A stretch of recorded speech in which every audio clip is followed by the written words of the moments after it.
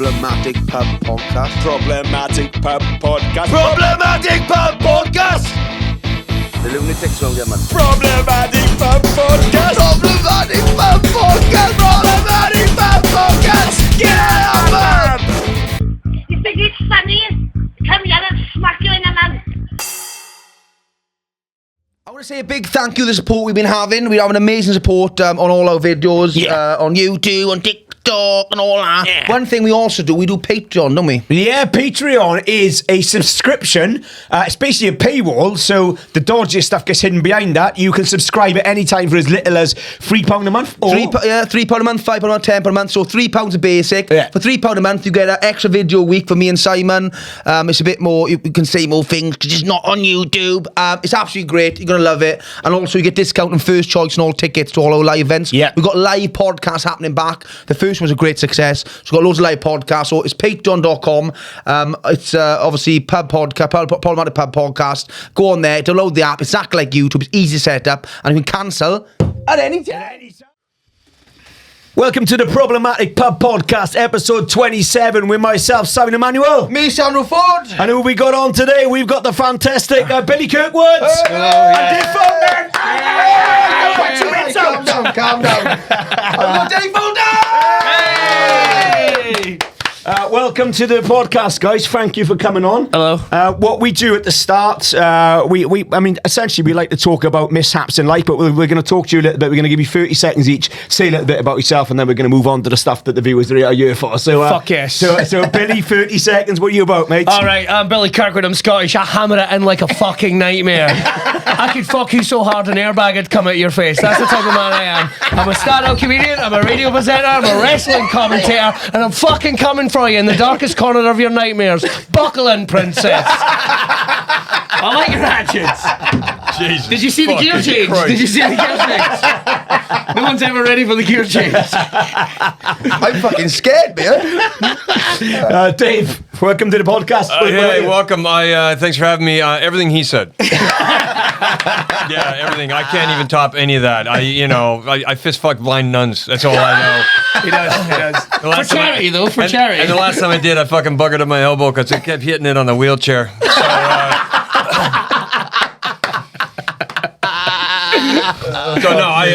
And by the way, I keep looking at you guys hoping for subtitles to appear on your chest because I can't understand half the fucking thing you say to me. That's every guest. It's fine. Jesus Christ. I think I'm all right. I think I can dialect all right. Yeah, to be fair, out of all our accents, Dave's probably sitting there going, what the fuck is going on here? Well, I've been living in the UK now 24 years, and for the most part, I got to New York and pick up a little bit. But when you guys get on a roll, it's whatever. And I understand in Wales, you're still kind of struggling with some national identity issues. You know, the Scots are like, they've got the Australian guy that was trying to do the blue face bullshit. You got the English who are subjugating and colonizing everybody and saying, well, it wasn't our fault, that kind of bullshit. And you guys are over here, you're pretty much historically, cannon fodder. You're really good with bow and arrows and shit. My theory is, I really think in order to preserve your culture, you guys need to legalize marijuana in Wales, right? And the only way you can order it is if you have to order it in Welsh.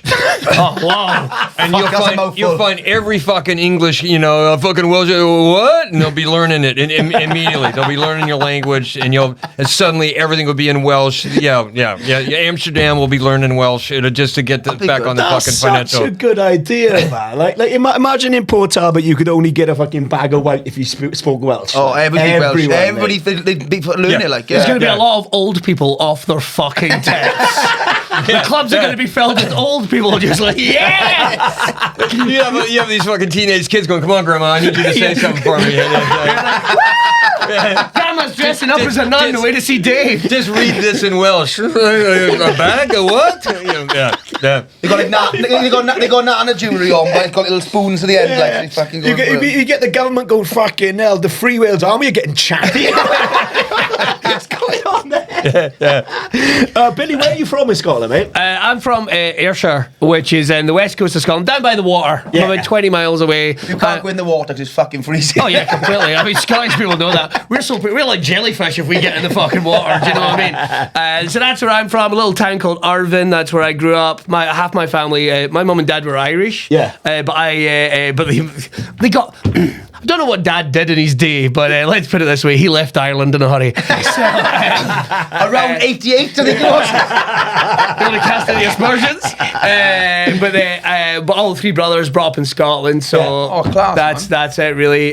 So it's kind of weird having an Irish parent phone up, you know, the school whenever we got in trouble, like playing rugby or something. Always like, no misunderstanding with my son. It's like fucking Liam Neeson. They don't understand the accent. Go, I'm sure she just ordered some cocaine. It's either a bomb threat or it's cocaine. I don't know what's going on. But it must be mad your parents leaving Ireland, like big drinking culture, then going to fucking Scotland. This on par. They are out of like the two countries close to us. They are the big fucking swiggers. Oh yeah, 100%. Scottish. Like, so what was it like where you were from? Was it a bit rough or? Oh, fuck, man. I mean, we were poor as shit growing up, but the town itself was it was one of those things. It was like a new town. Yeah. So you remember there was a period in like the 70s or 80s where the government went, right, we're giving all these money to these towns and what have you. And we all went, we're going to build a leisure centre. You know, that's like all we fucking did. I think they put like a running track around like our beach. No one fucking used it. Like no one used it at all.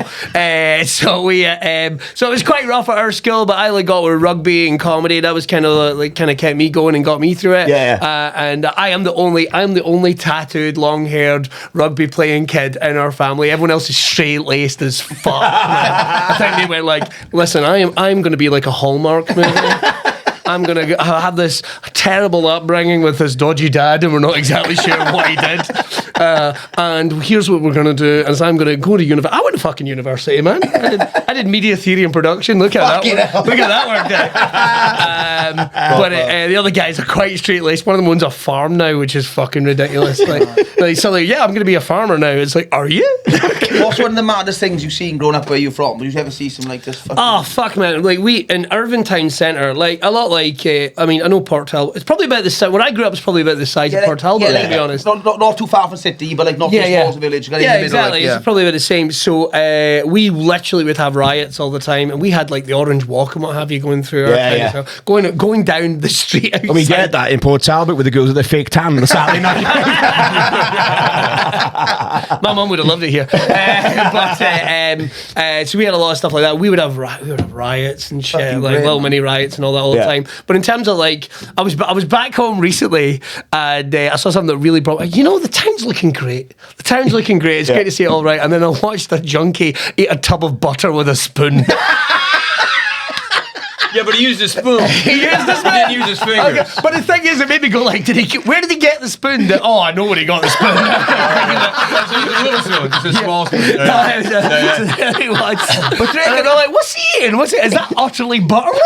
But not even like the Lidl's version of it, which is like 40p. And I was like, I'm back home, man. But it would have been Lurpak if you'd really gotten up that next level. Yeah, wow. Good for you. I'm going to school with this guy. Is that a spoon two-toned? Oh no. The bottom's burnt. But maybe he's eating it like because he can't cook. He eats the butter first, then the bread, then the sausages. It's like a dissected sandwich. It's all in bits. This guy's not a junkie. He's a hipster. That's what he is. Where are you from, Dave?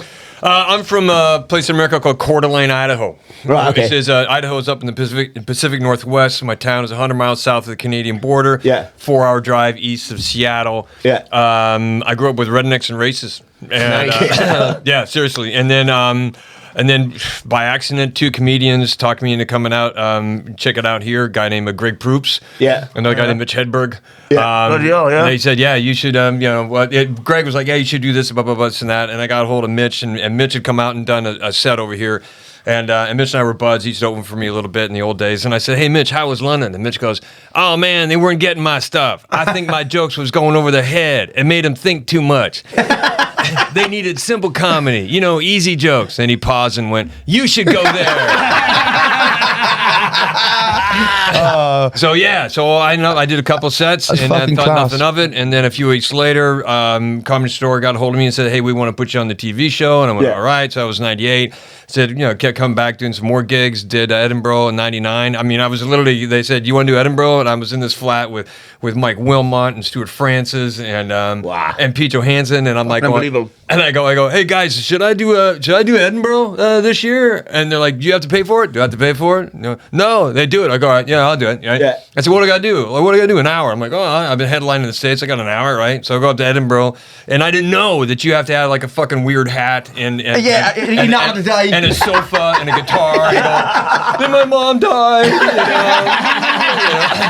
Oh, this is good stuff. Do you What's mind if I your write this down? I said I was slinging jokes for an hour, but while I was up there, I met my wife to be, and wow.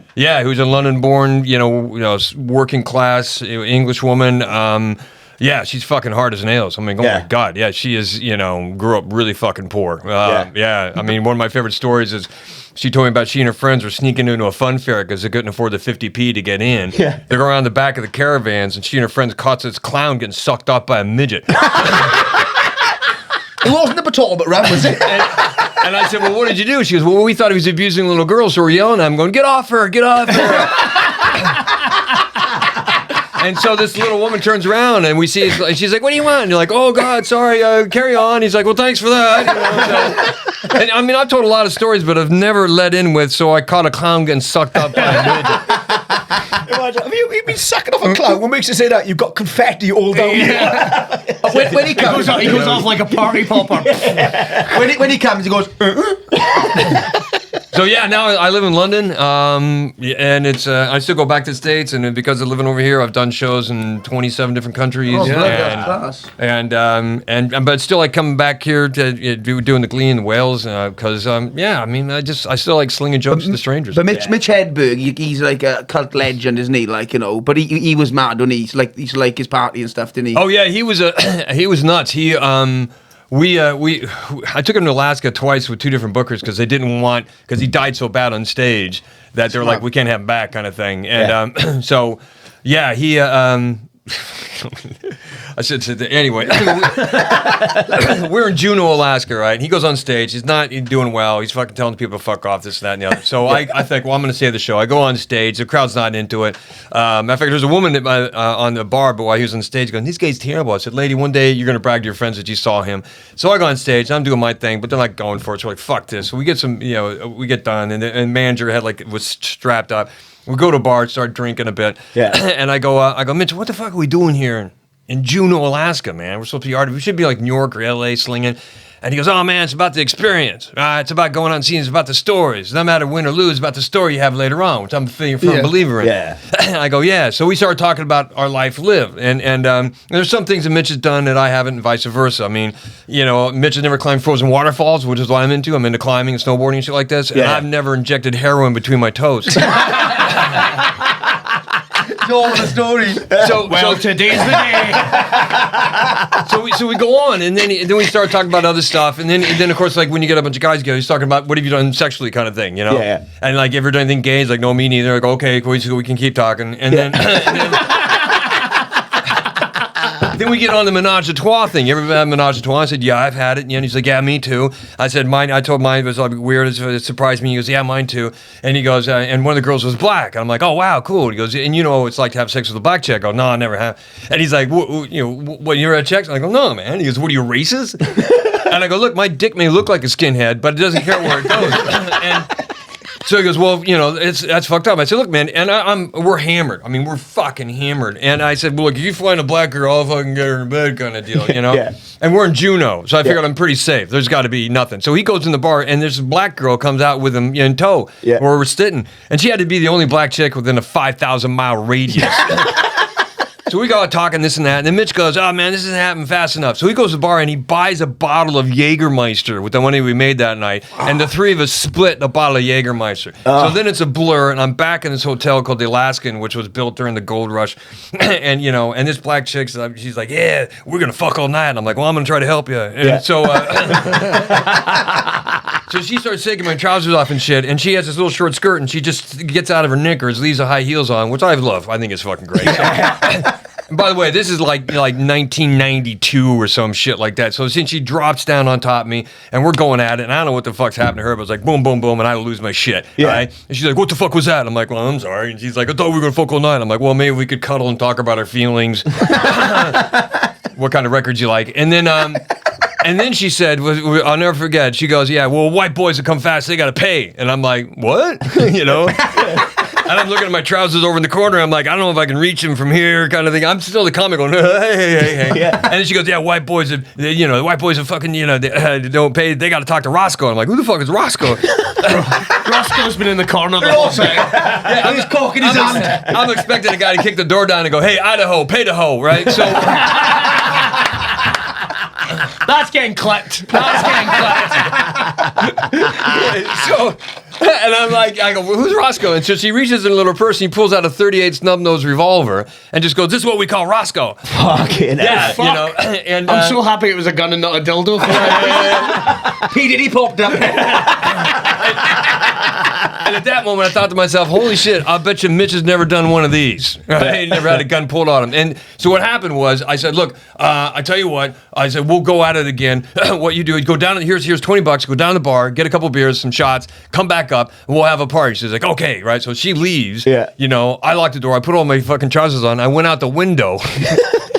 And went to a bar down the road and just drank till like 3 a.m. Yeah. Just kind of waited out and went back to the hotel because I was shit scared. Yeah. I got to the hotel and there's all these broken glass fucking in front of my hotel room and shit like this. I went in there and the next day I told Mitch, it's like, you're making that up. I go, dude, I swear to God, she fucking pulled a gun on me. And he's like, no, man, you're just trying to find a routine to do in front of me. I'm like, no. And, and it did. The next night I fucking told it on stage. He's like, I told you made that shit up. So, yeah. You know the best thing about that story, when you said that, I was like, fucking, imagine having a gun pulled on you. Sandra was thinking, imagine having sex.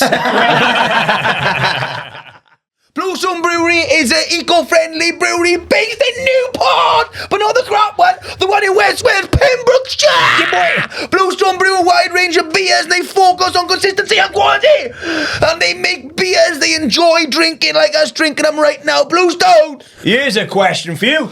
Do Bluestone Brewery enjoy hurting the environment? I don't know, do they? No, they do not! In fact, they've won awards for not hurting the environment. You can also visit Bluestone Brewery tap room for a taste. Yeah.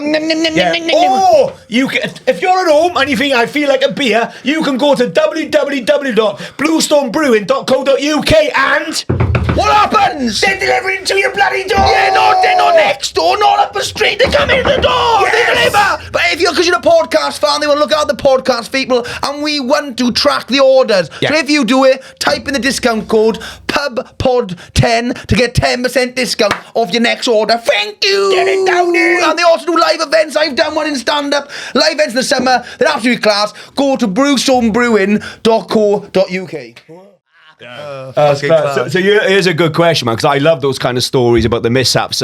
Billy, have you got any stories about like dating experiences that went wrong, something embarrassing and happened to Dating you? experiences, Jesus. Or just any sexual experiences that went wrong? Anybody pull a gun on you? Well, no, I never. Right, so I haven't drank in a long time. And I have had a threesome in my time, but because I was so drunk, I did not remember it.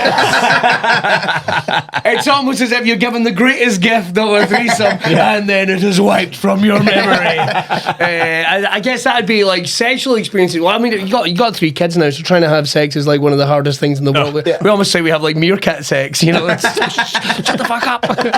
We can do this. It's like, do you want me to talk dirty? Write it down. Text it to me like. Hold up a sign or something, right? But my wife, she won't mind me saying that. She's the dirty one of the two of us. I mean, she's filthy. There's no two ways about it. I'm going to say this right down the lens. Disgusting. And It's criminal what's going on in there. I'm ashamed of yourself. I'm kind of like, she's the P. Diddy of her house. And who are you, the Jeffrey Epstein? If only at least I'd have an island. But she's got some dildos that are running on diesel, you know. I mean that in the nicest way. She gets it from farmers though, red diesel, we're not rich. But so she's the one like trying to instigate, like, because we've got 3 kids now, but I remember working on baby number 3 was like just a nightmare, because like she was like, we're fucking doing it, we're fucking doing it, and she's so bad at like dirty talk and stuff. We're gonna fucking is what's happening. It's like, what? Like, I've never had a hard off before. This is awful. Nice. So she was like, I'm trying to think of a couple of things. And oh god, right, okay. So I told this story on stage. I don't think I told it on stage last night, right? But so she was like, "Why do you bring a character into the bedroom? We're trying to jazz up things and all that kind of thing, right? All manner of different things. Like what I remember, she would like read books and all this type of things. Like we could put this up there, and I'm like, no, I'm fine. And we could Diagrams. I remember she suggested a threesome, and I'm like, sweetheart, I don't even like sharing crisps. What the fuck are you talking about? Like, just settle the fuck down. These are my chips. Yeah, these are mine. No one's getting them. So there's a couple of things. Like I broke my jaw playing rugby in 2010. Right, I broke my jaw playing rugby. I couldn't even get my tongue out. I couldn't even get my tongue. I was like a turtle, like that. Yeah. Right, so it's obviously causing problems in the bedroom. If I was trying to go down to my wife, I'd just be looking and nuzzling it. It's like an Eskimo, is that right? Like a Maori. Yeah, is that like that? What the fuck are you doing? Looking for truffles? Right, so I got my jaw reset. Tongue's right out. I swear to God, she was waiting for me at the end of the bed when I woke up. I swear to God. Now, a friend of mine told me, and you'll have heard this isn't sex book. She's actually a friend of mine who is a lesbian and a sex therapist, believe it or not, right? So if you want a word of advice, guys out there, if you want to get sex advice, ask a lesbian. They know how everything works. They've read the fucking manuals. You know what I mean? They've watched the YouTube tutorials. They're fine. They did the little demo before you play the main game on GTA, so they know how everything goes. So she's like, well, if you use your tongue, right, to help re-educate your tongue and to educate that part of the spatial experience, use your tongue and make the letters of the alphabet. Oh, I heard this. Yeah. But I have to sing the song kind of in my head to remind me because I'm dyslexic as fuck. Like, I'm not even just saying Big it. elephants can't understand these. Dyslexic, ADHD, I'm the fucking worst. You know what's great about this is you're so concentrating on trying to get the letters in order as opposed to pleasing your wife. A, B, C. Let me start again. A, B, C. I had to sing the song, and she caught me, and I didn't realize it, but I was humming. Kind of humming. And what the fuck are you doing? Are you singing? Are you singing down there? So you know you're in trouble if it echoed back. Then I don't know, mate. I like a lot of room and parking. Mate, I'm with you with that, man. I've got mad ADHD as well. Like, Jen, I got offered the threesome once, and I thought about it, and I came to the conclusion. I'm like, why am I kidding myself? I can't multitask. Like, I'd get confused and put a finger up my own ass. I know I would. Like, are you old school ADHD? Have you had it since like? I've got the proper fucking ADHD. Yeah, that's what he said. Even none of the fucking nicey TikTok ADHD. Edinburgh ADHD. It pops up. No, fucking stop it, right? Everyone knows that, doesn't it? I went to the guy in Edinburgh after the show. I said, "Oh, have you got ADHD?" Because Simon's got it because he's diagnosed my kid and he's on fucking Ritalin and all the fucking all that shit. Yeah. And I said, "Oh, how long the diagnosis?" Well, it took about a good 40 minutes. I said, well, then, it's online form you fill in. I'm like, an ADHD. Right. So you'll know this. Yeah. Okay. If you've got ADHD, unbridled anger can suddenly fucking grab you. Out of fucking nowhere, right? And if I hear one more fucking white boy particularly saying he's got undiagnosed ADHD, I will fucking punch him so hard when I come back out his fucking cock's gonna be caught in my fingernails. Just right, because I've got the proper one, right? The proper one. Not the fucking nicey TikTok. I've got the 90s ADHD. Right? I've got the one that even pedos went, not this kid. Fuck this guy. He's going to be in my van 30 seconds and start a nightmare. I don't fucking drift off in Asda and come back with, oh, he's bought cuddly pillows. I don't want to go shopping. Right, fuck this shit. Fuck this shit. I'm panicking about an experience I had in 1997. Do you know what I mean? Yeah. That's all dialing away. So fuck, no. Thank you for the question. I really appreciate it. It's that one, like, on TikTok, on Instagram. Have you ever been untied in your bedroom? Well, that means you've got ADHD. Yeah, it doesn't mean you're a messy bitch. I we've got to lock the door when you go out. That means it doesn't fucking mean you've got ADHD. Like bollocks, mate. You have come to Edinburgh. I know you come to Edinburgh. I was doing shows for a couple of days, do a couple of spots and stuff. And what do you take? You took the fucking. You come up. From the airport, we went straight to the beer. I've got the pay-as-you-go Ritalin, which is the 10 milligrams, and then I've got the high-strength Ritalin, which aren't mine. They were given to me by someone else, 54 milligrams, and I hadn't slept all night. Oh, no. So I'd flown up to Edinburgh, and I said, I might take a high-strength now, but we had a beer for breakfast as well. And you know, if you drink with Ritalin, it turns into cocaine, essentially. Yeah. and what he did to me... Wait, let me write this down. Yeah. so this guy...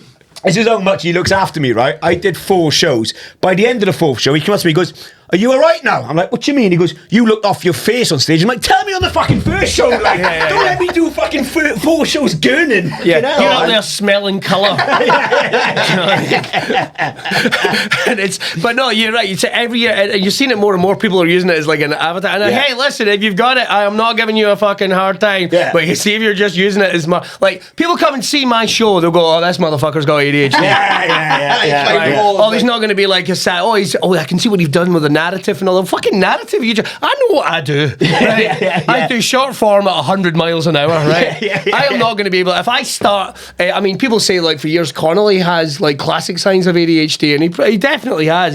He's many coping mechanisms is what you get when you know you've had it for a long time. Like Connolly would he could fuck off and then talk about all these things and come back. You can't write the full hour show word for word and stuff if you ADHD. Oh fuck, man! I wish I could. You start and then you go, oh fuck it, I'll just do it together. But that's I'm always sorry, Jimmy. I'm always a little suspicious if anybody goes, "Oh, I've just written my Edinburgh show and I'm just trying to memorize it," and I'm like, was it a play? I mean, is it such a play? But it's that. And, well, don't you write your stuff? I go, no, I think in pictures. I'm trying to describe what I'm seeing in my head individually. And then somebody says, do you have ADHD? I'm like, not even fucking close. You know, and that's because I know people with it, and I can't keep up. I just step back, wait for them to calm down. You know, and then okay, I'll drive. One of those things. But I'm not. I don't have any of that shit. I don't have ADHD. I don't have other kind of personality disorders. I'm just a cunt. The next sponsorship for this episode is Davis & Davis Furniture. Oh, I am going to sofa. I am going to cupboard. I am going to sideboard. Where are you going to go? Where are you going? Davis Furniture. They're so nice and named it twice. Davis, baby. You could go to that shitty Swedish one we're not allowed to name for legal reasons. I want some meatballs. I'll have a meatballs and an argument with my missus. Don't do it. I want some shit flat pack furniture. Yeah, go to Davis Furniture, get whatever you want. Yeah, go to davisfurniture.co.uk to find them on Facebook, Instagram, everyone. You come and get it, baby. And where are they based? They're based in the Furniture Centre in the United Kingdom. It's Swansea. But genuine, please go and support them. They're supporting us. I'm fucking knackered after that. Davis & Davis Furniture, they're the best in the West. Well, they're South West. I don't know where they are. They're brilliant. What are you? It's a good question. What are you scared of, Bill? Is there one thing in your life that petrifies you? Could be something silly or something genuine. What's your biggest fear, mate? Oh God, man! A genuine one would be it's just not being around for my kids. I completely, I completely like. It's a dad thing. I never like. I would run into a fire. I would do all manner of things. Fear's not really a big thing. It's probably why I'm wired a lot different from my brothers. But that is one thing that keeps me awake. Any chance you could be my dad, mate? my dad was shit at that. There's room. That's about it, really. You know, from that being around or just making sure they're all right. I've got 3 autistic boys and what have you. So sometimes, and I'm not going to bring it down too far. I'm going to bring it back up. Autistic as well. Diagnosed. Diagnosed. We've got the fucking letters. Right? We've got the fucking letters. That's back in Edinburgh Post and the letters on top. Yeah. When you start knowing the doctors by name, when they know you by name. Mr. Kirkwood, another one. Yes, indeed, but he's the worst. Loki's the intelligent one, is the quite chilled one. Maury is the middle one, who's a bit frantic, he's a bit like me. And then these fucking, my youngest Jareth. Holy fuck. If this kid isn't a fucking serial killer, I don't know what the fuck. I'm excited. This is a true story. Yeah, but he can't. Can he count cards? I mean, that's what he can count cards. Oh, but he's so fucking sneaky and clever. Yeah. Like, I know he's only 4, but every now and then, like, the dialogue, like, I think he'd let you believe that he doesn't have quite a big kind of dialogue, a bit like words. And then the other day, I remember he just hit out with a very thoughtful sentence. It's like, oh, Dad, what are we going to do later? Really enjoying spending the day with you. Where's my son? What the fuck was that? And then I told my wife, and he was like, he doesn't talk like that. He went, he fucking did. He fucking did. Stop over-exaggerating now. No, he fucking did. And he was so calm and collected when he said it. He looked me right in the fucking eyes. So you need one of those cameras the cops have. Yeah. body worn. He'd know, he'd wake up licking it. This little fucker woke up with putting his dick in my ear a couple of weeks ago. Gonna climb over my head. Because his leg's broken just now, so he's like sharing the bed with us, and he's he's just fucking milking it. Like, if you ever want to get kicked in the balls by a kid with a cast, then you are a good time. I don't. No. I was going to stop at a place on the way home. No, that's kind of like I'm not scared of like spiders or zombies or any of that type of shit. Never been in a hurry to jump out of a plane. I'll say that much. I'm the same. I have respect for height. Like I'm in a plane and every now and then I might go, okay. Yeah. But we're all right. We're going to be okay. Yeah. If this is a sad story, there's nothing I can do about it. That's what my that's what my wife says. It's like, oh, there's definitely something else going on apart from ADHD. Yeah. Because I do like, well, there's nothing really I can do about it. And she's like, I don't think that's a good way to. I think you should be. No, if I'm in a plane, right, and it is going down, what the fuck am I gonna do? I just gotta accept it. I was in a car accident in 2016, and the brakes failed in the car, and I had to choose between a roundabout or people. And I chose the roundabout. And I was really calm because I was like, this is happening. Yeah. There's nothing I can do about it. This is happening. And boom, went over, rolled over the car, didn't have a scratch. Jesus. Not a scratch on me. And I remember the doctor saying, when I told him that story, going, I reckon because you were so relaxed, that's the reason why you haven't been hurt. You haven't pulled your back. Everything. You were just kind of like, you were floppy was the phrase he used. Couldn't that be a heartfelt Edinburgh show, the reveals at the end? And you start, start crying and go, and I didn't go for the people, I went for the roundabouts. And Eddie's, oh my God. It's just not my thing. I need that heat and all that. But then you need the cap. You need the people to rush over to your upturned car and go, "Hey, thanks for not killing us. Can we turn the car back over for you, and you can get on home?" And I do. You flip the car? I didn't know. Yeah, rolled it. I remember because the car. I remember someone coming up to the roof of the car, which was at the side. And going, do you need help getting out? It's like, yeah, that'd be nice. And I'm going, I can't find the door. And I remember going, so I'm like this going, is he looking at the roof? I can't remember a sunroof. Is he looking at the roof and going, I can't see the door? Is this motherfucker never seen a car? Were you upside down? I'm on my side. Oh, sorry, I'm on my right, side. right. So I go, it's all right, I'll lift out. And I remember I didn't know how bad the car looked. But I remember opening the door, climbing out of the car, and a whole bunch of people going, clearly, I was not meant to get out of this car. And even when the ambulance would be turned up, I remember running up to one of the guys going, where's the guy from the car? And when he's over there, and the woman going,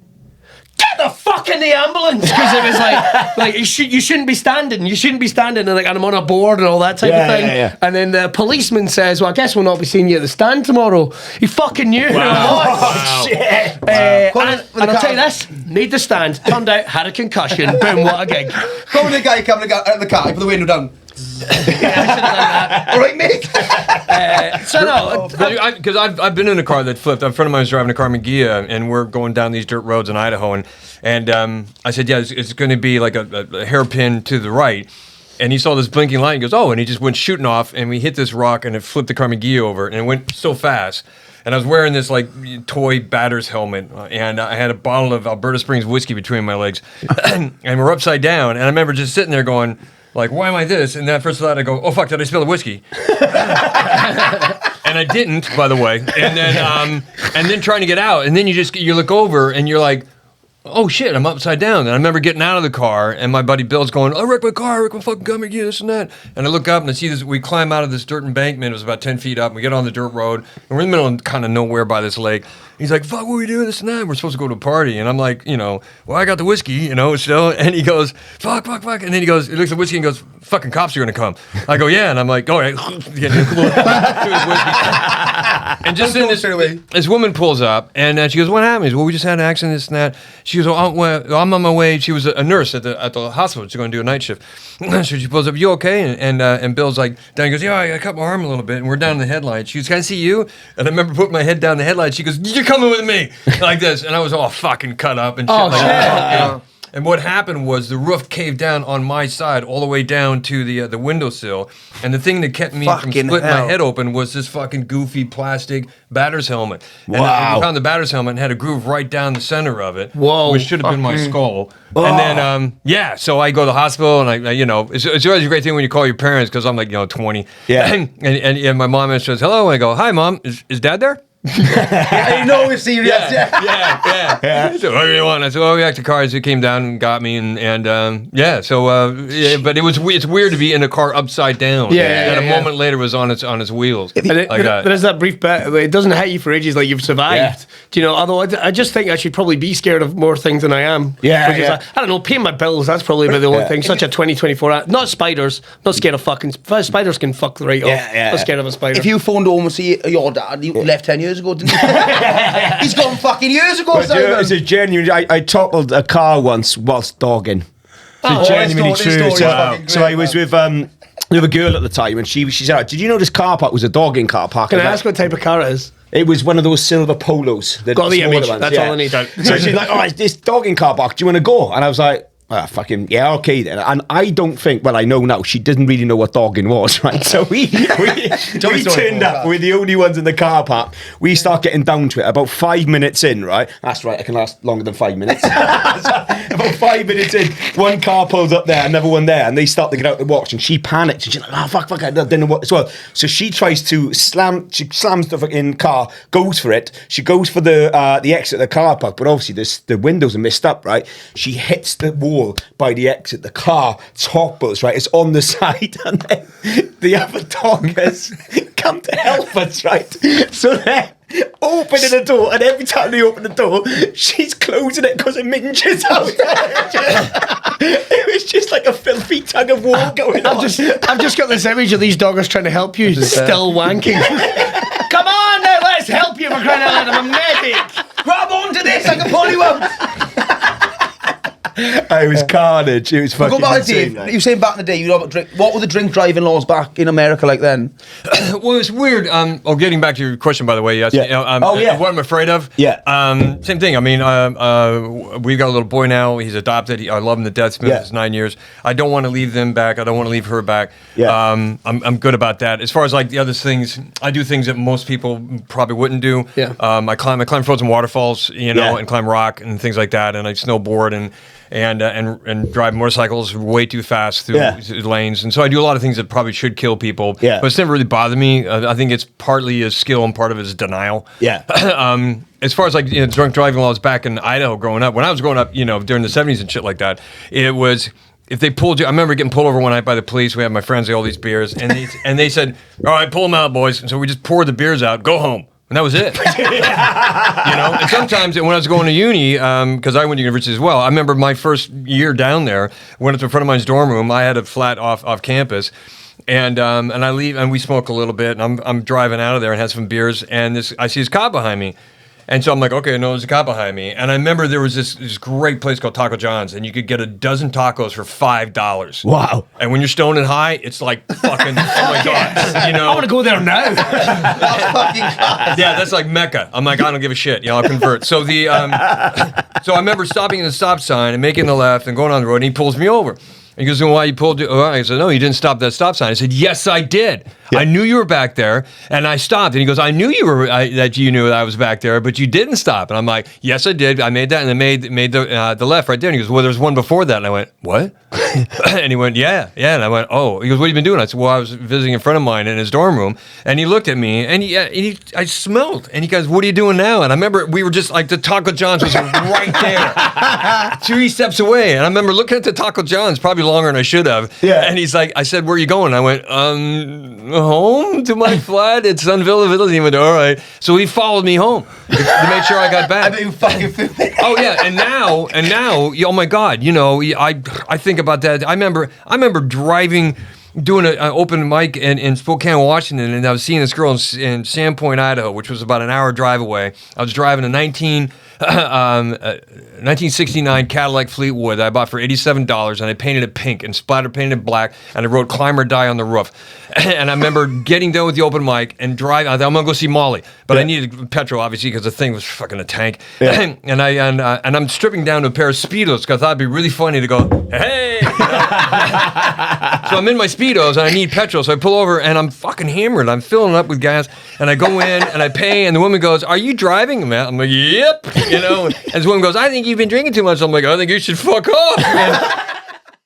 Sponsor for this episode is Avon Ales, absolute legends on Station Road. Avon Ales and fine wine. You can get craft beer, just a general good time. Staying with them will take out. They don't care. So Avon Ales is Torba's #1 supplier of grassroots entertainment. You can call me like there once a month. Also, we've got grassroots bands. They've got a lot of entertainment. You can come in, have a drink, have a laugh. Great supporters of local acts and local arts, and have a good time.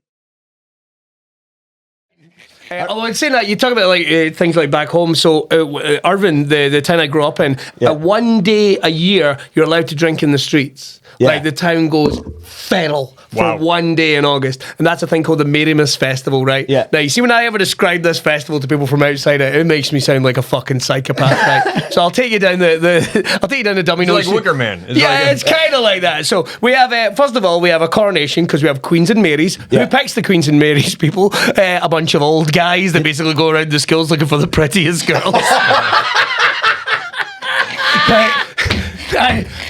I would like to think that has changed a little bit. But there it is. I'm putting it out there. There is a coronation where the whole town in Bannister goes, yay! Then we have a parade throughout the town with horses and all that type of thing, covering in horse shit. The town that is the Queens and Marys, that'd be a bit much, just chucking it. And then at the end of the day, like the town gets smashed, right? Yeah. We've got like the worst fairground you'll see.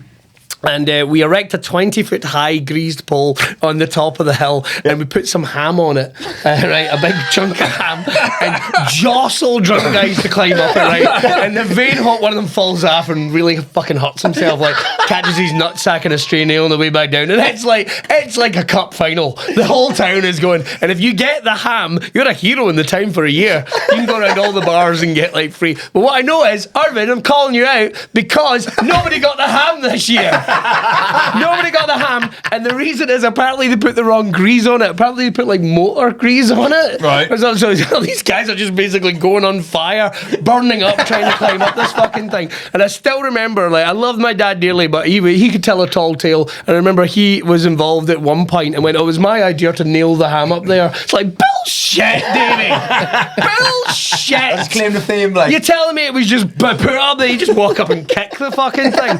Oh, the one guy, I remember smashed his testicle on the way down one year. I remember that. And I go, hey. I just remember a grip. It's what we lived for. Yeah. Smashed his testicle. He can't have kids, but he got the fucking ham. And ham never tasted better. It was before Netflix. Do you know what I mean? It's how pulled pork was invented. It'd just be a kebab on a garage roof, wouldn't it? But you'd watch. You'd watch. I mean, that one is mad. I think it's Gloucester or somewhere. They chase cheese down the hill. And people break fucking legs and everything. It's fucking mad. Have you seen it as well? You've seen the other side, so they're all chasing the cheese down the hill. And if you look the other side of the field, there's loads of lactose intolerant people running away. They're being chased by the cheese. Yeah, the vegans or whatever, the lactose intolerant people taking blasts with their inhalers, chasing a very smaller, more dumpy, more expensive fucking cheese. A Baby Bell. Yeah, Baby Bell. Oh God. Yeah, I love those little town and their like long-standing rituals and chasing that. And then there was a town in I think it was Colfax, Washington, which was kind of a couple hours away from us. And every year they had something called the suicide race, which was the guys on horses going down this like 50-degree slope into a river. That was it. Yeah, and they had a full gallop off this thing, and horses died every fucking year, but they still did it. And the guy who won it like 10 years in a row was this obviously slightly, insane Native American guy with like a couple teeth, but it was a couple $100 or $1,000 if you won.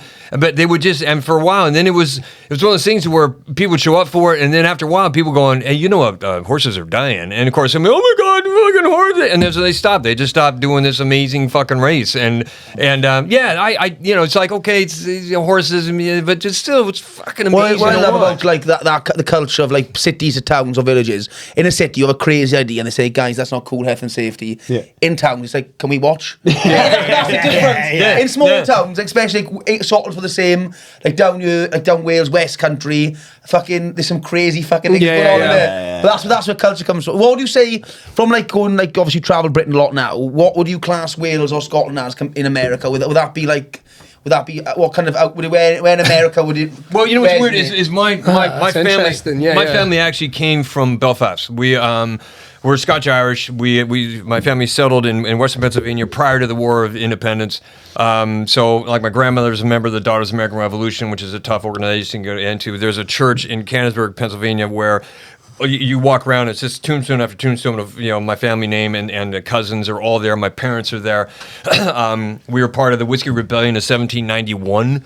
Where Washington, the new president, needed to tax spirits to kind of gain some revenue, and so everybody who distilled spirits, because they learned it over in Ireland and Scotland, they went fuck that, and they rose against the new government, and so Washington sent down like 10 or 20,000 soldiers who they initially were fighting with 5 years earlier to put it down, and it went from like 1791 for like 4 years on and off. And what's crazy, it was all about whiskey, it was all about taxes, all this other kind of shit. Only like 20 people died, because I think they're just like, hey. So yeah, but as far as like during in the Appalachians, it's all Scotch Irish, all Ulster, Ulster Scots, all that, and so that area. And when I brought my dad over and we went to Cork and around there, he said this reminds me a lot of Pennsylvania. So I can see why they moved out there. Now, as far as like what I would associate Wales and Scotland with anywhere else in America. Nowhere. Nowhere. There's no one single place where it looks at the national head of whatever the government and goes, those guys are fucking cunts. And I am not talking like you, that kind of thing. I mean, it's in some respects, Texas is a country unto its own. That's interesting place. Yeah, it's an interesting place. It's what is it? Somebody said God, created the world, and He put all these really great things, and He had all these things left over, these ugly animals and sagebrush and a lot of sand. He didn't know where to put it, so he invented a place called Texas. And I've been to Texas, and they have some of the best strippers ever, but they're still kind of fucking out of their mind. I mean, I did shows in Austin, Texas at the City Limits is where Bill Hicks was there and everything else.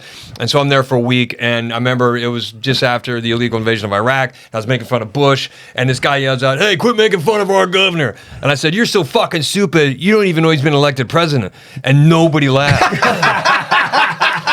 They're all saying, going, "Oh my God, is that true?"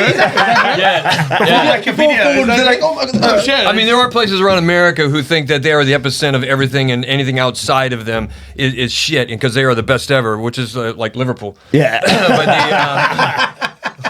But for the most part, I think more America. No, like I think as America more like Europe, as like the different states. oh yeah, every state's a different country. Oh yeah, Yeah, without a yeah, doubt, yeah. without a When doubt. people say like, oh, they a lot of people in America, they haven't left Texas, because a lot of people haven't left Britain. Yeah, A lot of people haven't left France. Also, a lot of it's people in like- America. One of the reasons, Yeah. I say it on stage. I said for a long time, my friends thought I was a homosexual because I enjoyed reading and I had a passport. So and what's crazy is I actually nailed you on that one, didn't it? and the reason why Americans didn't get a passport is like if we were cold, we would just drive south. Yeah, We could drive to warmth and vice versa kind of thing. Yeah. So and we still have. America's in denial a lot about their history, and they're frightened to become called out on that kind of stuff. And because we are a fledgling nation. It's mad though. You drive south for like warm weather, but people in Kent and like the south coast, they actually think it's a different climate. Yeah. I was on gigs in Margate. This guy said, "Oh, maybe can I come in here in the summer, like bit of different weather?" I said, "What the fuck you on about me?" He said, "Warmer this side of the country." I said, I looked at it, it's 2 degrees warmer. It's warmer, a bit more sunshine in Kent. And I was like, "You fucking mental." The room before like when you look about before Wales and Kent in America is fuck all, is it? It's tiny, like they think in Kent they think it's a big holiday, like. But what's crazy here is the fact that anyway, like in America, like I grew up in a town with a lake, and you could buy a cabin on the lake for $16,000 in the mid '70s, and now they're going for like $4 million. Because it's on the water. You go to the ocean, in the States on either side, any kind of ocean property is just fucking out of reach like this. Here, it seems like in the UK, it's just like they take the people who are the worst, the most poverty-stricken refugees. Their life is shit. They're on benefits, and you guys just push them out right up to the fucking coast.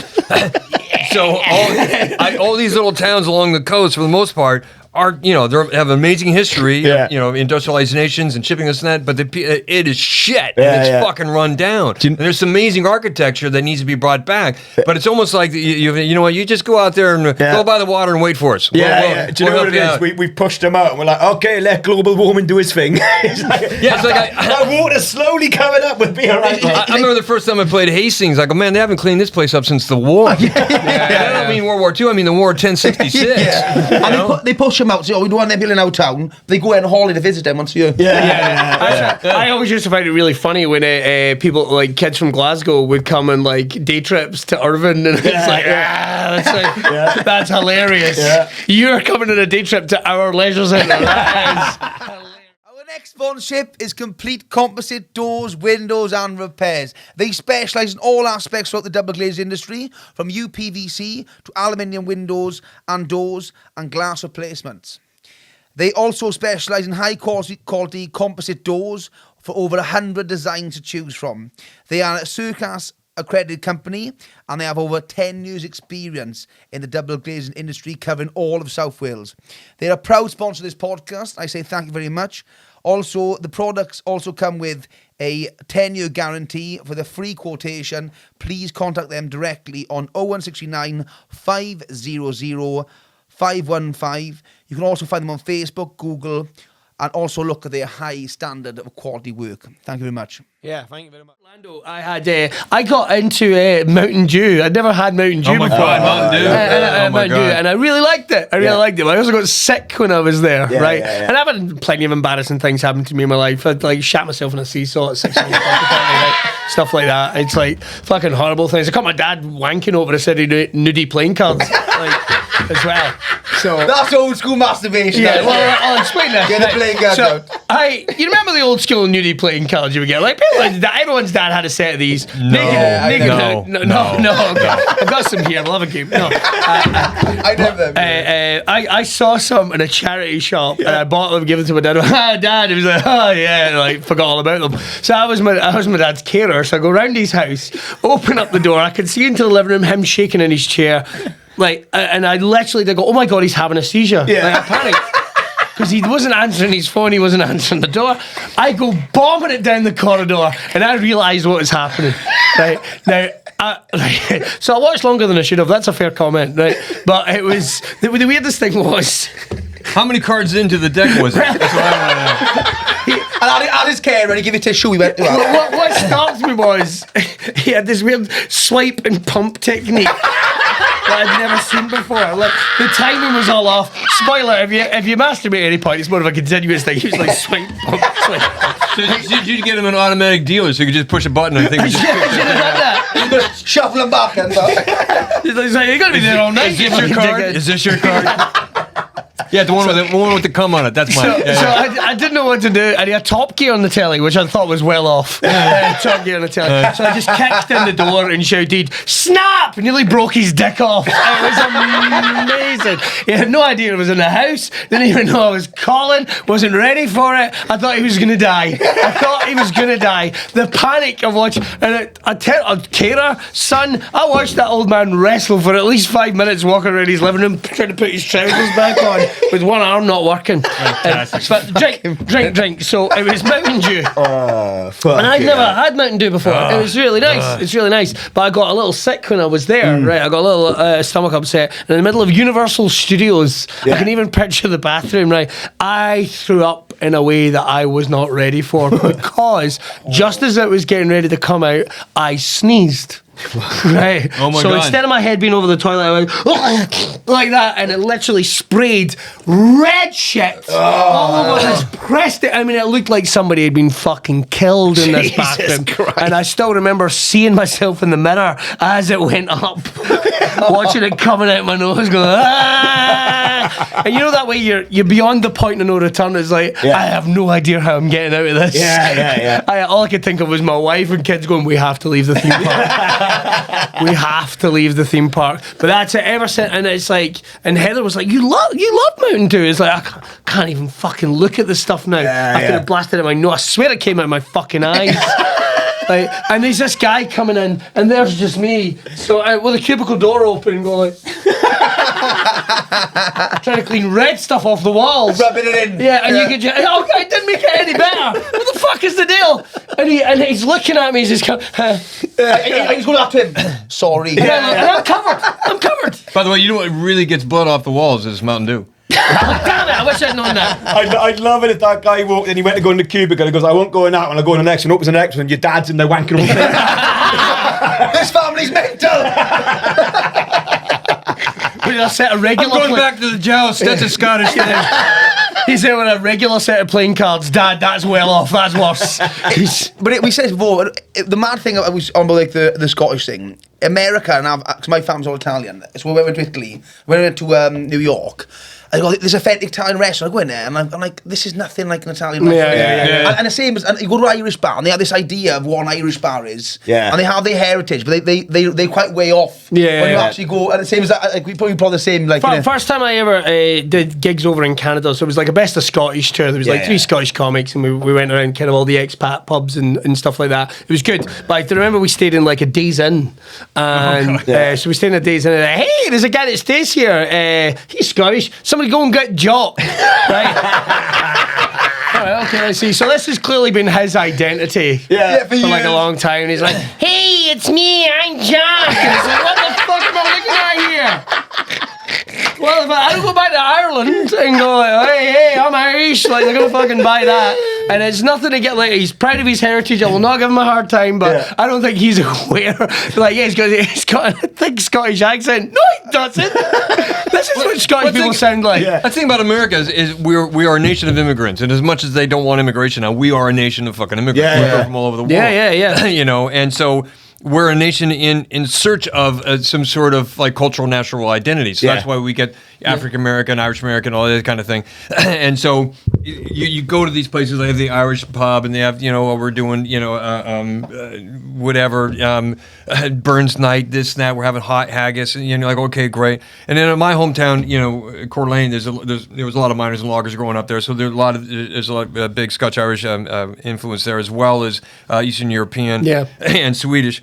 So we get a real mix and match of that. And so when something comes out that's European, they kind of take a real kind of pride to it. We got this, we got this. So there's a gastro pub thing or whatever in my hometown, and called Down the Street. And they have all these taps, all these great, because they make some really nice beer in this place. And I can't drink normal beer because of the whatever, and I don't drink that much anyway. But I remember going there one time with my wife, and London-born, working-class wife. You go there and sit down, like, okay, great, we'll have this, this is good, get that, and the food's good. We like to drink, and I said, well, I know you can't pour a decent pint of Guinness here, so I'm off that. And they go, well, listen, and the woman goes, oh, but we got this other beer. It's really good. We just got it in, from Europe. I'm like, oh, really, what's that? And the woman goes, it's called Stella Artois. Wow. And my wife and I, we went, and I'm like, you're kidding. And I said, well, how much is that? And all the other beers are like $3.50. It was $5. Wow. And I'm like, well, Stella is not a very good beer. No. No, this is your salesman selling you this. Stella Artois is wife beater beer back home, all right? This is one that, you ever knock it? Yeah, it's black guy beer. It's a string vest and that. And she was like, no, this is a very good beer. It's and you just kind of go, all right, well, good luck with that. And I'll take a lemonade. So it's kind of like, oh, this is really good. This is really good. That kind of thing. And then there's a whole big revival with like spirits like whiskeys and things, and gin. Gin, of course, has gone nuts. But with whiskey. So and I've been in the single malts for a long, long time. And so friends of mine are like, oh, I got this, I got that, and I remember I was really into Ardbeg 17-year-old, and you could get it at duty free for 22 pounds. That same bottle now is like 650 because people have gone nuts over and I love the fact that people go, this is it's really peaty, and you go, I'm licking the fucking ground here. Put a drop of water in it, take the fucking edge off. But once again, we're looking for some sort of identity as opposed to maybe we're embarrassed of the other one. It's like we are slave owning, Native American slaughtering, clear cut forest. just white exceptionalists and cunts. I found when I found America was a bit mad, the bars, because like over here, a proper pub like class, like you win. Yeah. A proper pub is no carpet, no crisps, just beer. Yeah. But in America, every pub serve food. What I like, 'cause I'm fat fucker. But when I was over there, I couldn't find a pub. It was just a pub. Like it was all like food and a it's all, bar, yeah. I do like there's got loads of sports, and over here you like to have one TV. Over there, got loads of TVs up, but it's a different kind of culture. I think. But People, we used to have. I can't speak for, but in out west.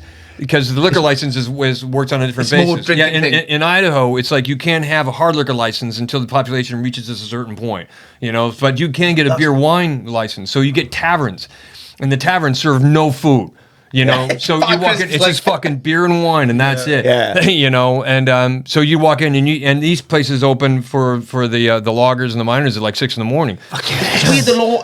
When I go back to Italy, see my family. There's a weird law over there that alcohol on its own gets stopped at 10 o'clock. Right. But if you've got something on the table food-wise, you can drink till 6 in the morning. God, it's always... You'll be outside, like, and they bring this food, like, I said, don't touch that food. It's like 4 weeks old. I'm like, all right, he said, just leave on the table. So if the police come, there's food there, so I got nothing about it. It's not a mad law. It's like a pizza there covered in mice. It's not a mad law, though. And it's like, I thought it was fucking what? Yeah, but the problem is because, you're drunk, about 4 bottles of wine, you're like, oh,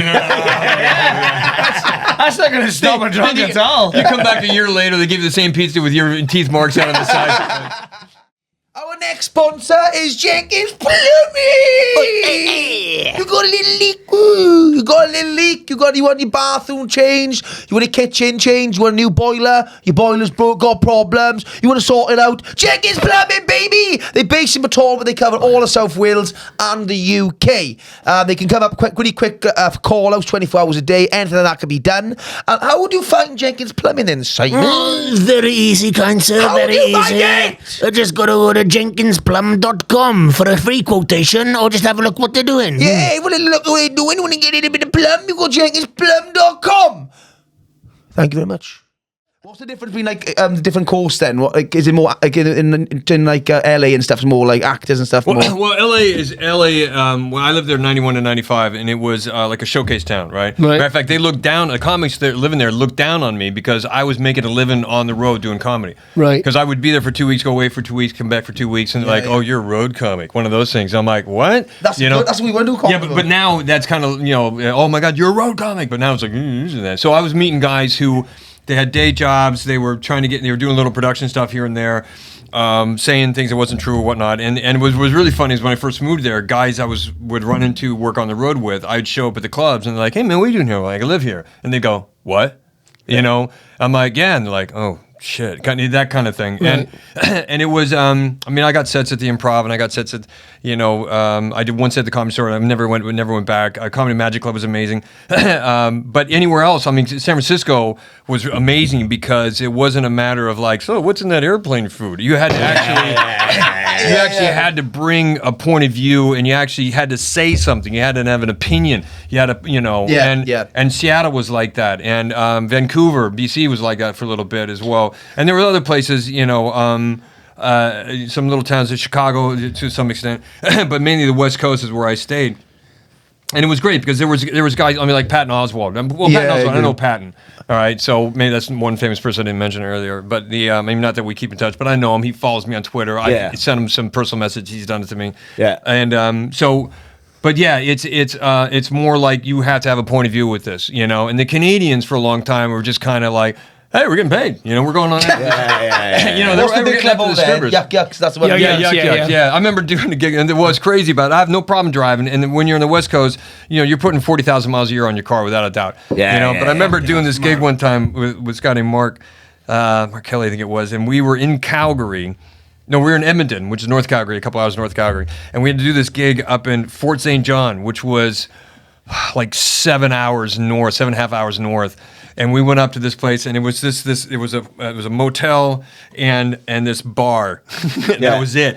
And so we showed up, and we were co-headlining, and it was a fucking horrible gig. And we did this and that. All right, you're closing, and then so he goes on, and he's dying on stage, and the owner goes, "What the fuck is this, man? Is he the opening act?" I go, "No, we're co-headlining." And he goes, "What's that?" And he goes, "Well, that's when they take acts of equal value and put them on the bill." He goes, "So you're just like him?" I go, "Yeah." And he was like, "Fuck this," and he leaves. And as soon as he walked out the door, Mark started killing, and then I went fine. And we walked across the street to this. I mean, just horrible. Did this, and then drove back. And I go, "What are we doing?" And he goes, "Welcome to Canada." You know, yeah, just driving hours and hours and hours for Canada. A far trip. If you can have Scotland to Cardiff, that's about as long as you get in Britain. It's about 7 hours. But in America, it's nothing to get on a flight every weekend and go to gigs. Oh, yeah. Oh man, it's mad, isn't it? I used to, I mean, I know from Seattle to San Francisco is 801 miles. It takes 12 hours, right? From Coeur d'Alene, Idaho to San Francisco, it takes 14 and a half hours. It takes 18 hours to get down to L.A. And I used to sit there. That's a lot of service stations, man. That's a lot of gangsters. I'd have breakfast with my friends going, "Well, I'm going. Where are you going? L.A.?" He's like, "What now?" And I would drive, and my favorite rest stop was in Weed, California. Yeah. Because it was outside the airport, and it was always clean. You know, and I used to just pull over, throw a bag out, and go sleep, wake up, and just drive the rest of the way. Yeah, we used to do it all the fucking time. 18 hours over you, you'd be in fucking France. Yeah. Oh, I'd love to do it in America because I want to go to Buc-ee's. I keep seeing it online. Yeah, I've seen that. I want to go to fucking Buc-ee's, man, get a pulled pork sandwich. If anyone out there in Texas wants to book your boy, in fact, a lot of us. We all come over. Yeah. I turned down a gig in Bristol today because I can't be fucked. Nice. I'll come to Bristol. I'm actually in Bristol next week. There we go. Comedy Cabaret. I don't know. It's for Jules. Yes, it's Comedy comedy. Cabaret. Gig, yeah. I haven't seen Jules in a while. I just thought to go over and catch up with him and whatnot. I think I'm on. Oh yeah. Is it next week? Yeah, next Saturday. I've got one with Jules coming. I'm MCing one of them. Cool. There we go. I do that quite often for me. It's a lovely club, that is. Yeah, all right, cool. Really cool. nice. Yeah. I'm down to do it. Yeah, I do the regular one in Glasgow and stuff like that. Yeah. Leeds. Well, they switched the room in Bristol. They were downstairs in the actual nightclub, and they put it upstairs now. And the audience are now like that, like against the stage. Around the stage. Oh, nice. Perfect. lovely. Nice. Really good. Nice. Right, have we got anything to plug before we wrap this up, guys? I dropped it. Go do the back. Yeah, little backstory. My family, like I said, has been here in the US before the American Revolution, and there was a kind of a urban legend amongst my family that we had a relative, an ancestor, who fought for the Union, the North, during the Civil War in 1860, and he didn't like it, so he impersonated a woman and deserted his unit. Yeah. So I love that. And then Legend. during lockdown, I thought I'm going to use this as a basis of a story. So I did. Yeah. And so it took me about 3.5, 4 years to write. It's called Blue Dress. And it's about a guy who walks away from the fight. He's a womanizer, walks away from the fight, puts on a dress to stay warm, and never takes it off. And it gets befriended by a runaway slave to try to make it out west. What's he on a stag do, is he? And he's being pursued by a sadistic lieutenant and some slave hunters, and it's what they call historical fiction because they run into actual historical figures of the time. Wow. And what's crazy is, like I said, it took me a while. It's on Amazon, by the way. Yeah, we can put the link. We can put the link below for the Amazon. Send it over to us, man. Yeah, this is the I'll send you the QR code for it. Yeah. And so and what's crazy, being from Idaho, which is ultra conservative. Matter of fact, they have the most arcane abortion laws in the United States. If you get raped by your father, you can't have an abortion. Jesus Christ. Which means daddy's writing 2 checks. Yeah, so So I tried to get it in the libraries. Went to the library and said, "Hey man, I've written this book. I'm an Idaho guy, this and that." And the lady was very nice. She was like, "It sounds wonderful, but I don't want to put it on the shelves because people object to the fact because the man's wearing a dress and it deals with the realities of slavery in America." So I thought, oh my God, I don't read banned books. I fucking write banned books. Yeah. So it's actually done. It's done surprisingly well, and I've been selling it after shows, and people have been enjoying it. Yeah. And I'm currently writing another one about 2 friends driving their dead buddy over to visit Jimi Hendrix's grave. As you do. And this has been my diversion. It keeps me from trying to pitch shit to the BBC that they'll reject. We'll put it on the YouTube. We'll put in the links below as well. Yeah. Billy, what's what you got coming up, mate? God, best stuff would be just to find me online, Instagram, all that type of thing. Oh yeah, I'm on Instagram too. He's on Instagram as well. We follow each other. Yeah. Basically, that's it. I'm just getting myself a lot more out there next year, a lot more solo shows and stuff. That's where to find me. I'm out there. I am bookable. I am very fucking available in 2025. That's all I've got to say. No, just stuff like that. These podcast videos, all that type of stuff. Cheers for coming on, boys. This is a pleasure. Absolute pleasure, man. Yeah, it's been fun. That's been the Problematic Pub Podcast, episode 27. You can find us on YouTube, Spotify, TikTok, Podbean, and Applebean. Cheers for coming on, guys. I'll get the playing cards out. Oh, that was great. Cheers, I love that, man. I realised about halfway through that second section, I've not put the unit on. I was thinking, fucking hell, is that right?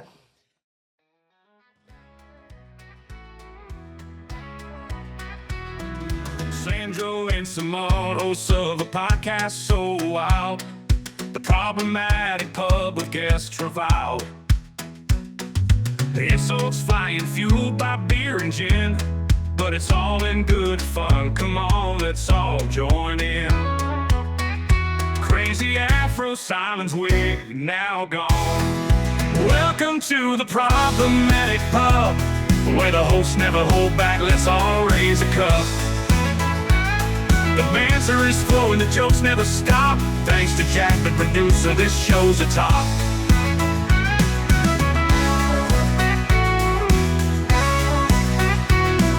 Sandro's antics with his hair so high. Simon's bald head, no more disguise.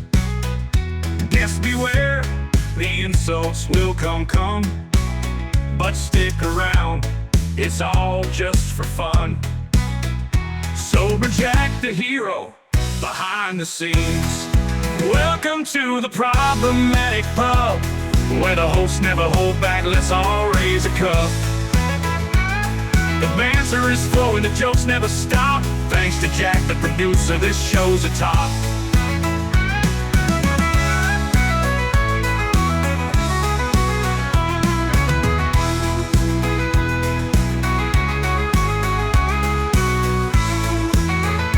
Welcome to the problematic pub, where the hosts never hold back. Let's all raise a cup. The banter is flowing, the jokes never stop. Thanks to Jack, the producer, this show's a top.